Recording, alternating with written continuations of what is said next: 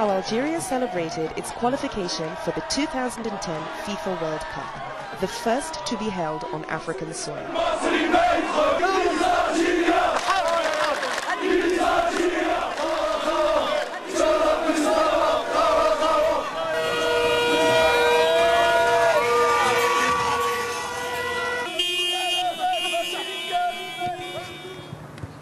These youngsters hope that in years to come, they'll be the ones inspiring such celebrations.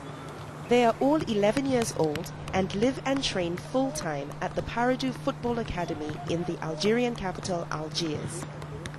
For the next 3 to 5 years, they'll do little but play soccer and study, seeing their parents just once a month.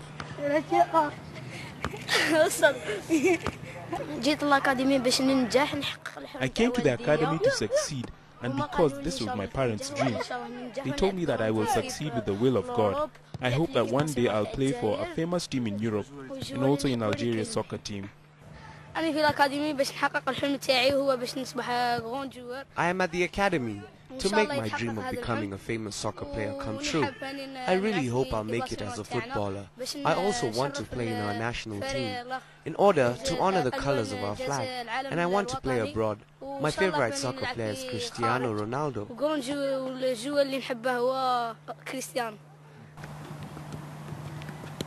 The Paradou Academy was set up 4 years ago by an Algerian businessman and French football coach Olivier Guillou.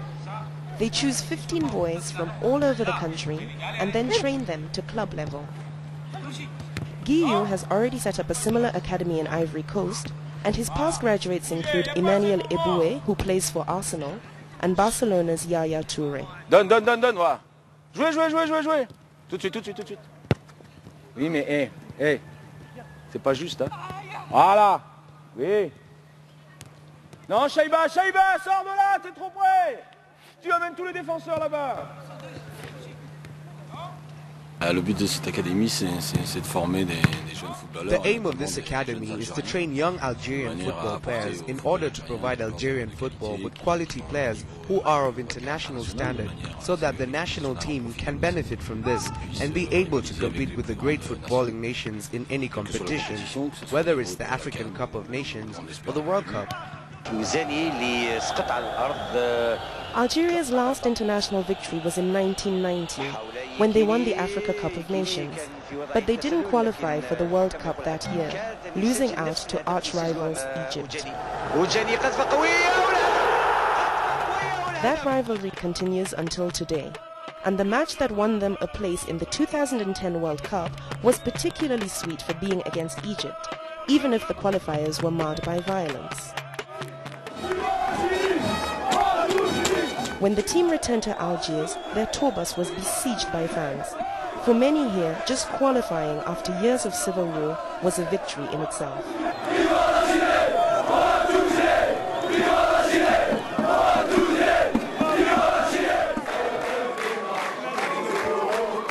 Even the president, Abdelaziz Bouteflika, wanted to meet Algeria's new World Cup team. We had the revenge of the Algerian people who are in Egypt. We had our revenge for the bloodshed, and I dedicate this victory to all the Algerian people.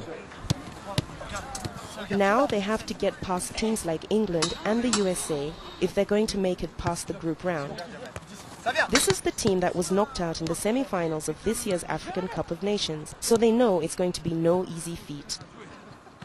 Karim Matmour was one of Algeria's goal scorers at the African Cup in Angola.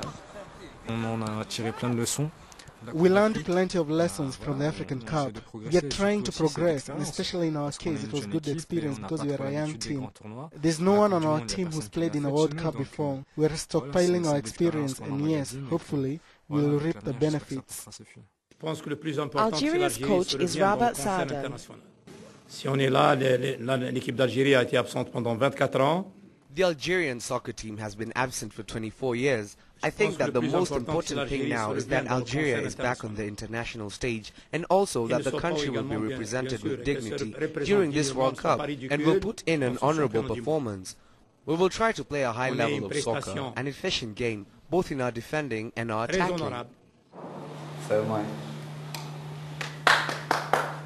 The country's success is a motivator that makes it slightly easier for the boys at the Paradou Academy to brave their 5 a.m. wake-up call every morning. The boys tidy their rooms and then they head to the stadium to get in 2 hours of training before the day starts. Even though they're only 11 years old, the boys train with a level of discipline similar to professional players. Assistant coach Aish Kamel has been here for the past 2 years and is convinced that the hard work will pay off. With the will of God, 80% of these young players will wear the national colors in the very near future. If we continue like this, we will have a stock of players to play in Algeria's local teams. After training, the youngsters have breakfast back at the academy, attend class there, and then go back to the stadium to play some more football.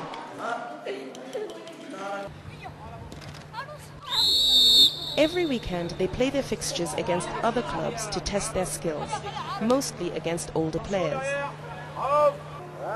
What's unique about their training is that they always play without shoes, and they don't field a goalkeeper for their matches, but they still almost always manage to win. The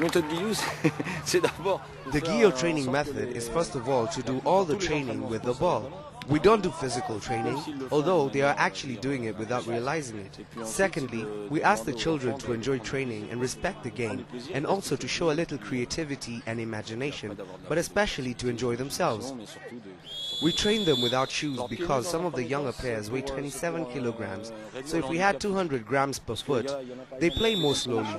The other reason is that the player is more sensitive to the feel of the ball. They play without a goalkeeper, not out of disrespect of the opponents, but to teach them to defend together as a group. As their national team fly their country's colors in South Africa, all of these boys dream of World Cup glory. Who knows? Perhaps one day they too will have the chance to play for Algeria, and perhaps even bring home the country's first trophy in decades. لبسوا حوايجكم على البرده داكور ما تجريوش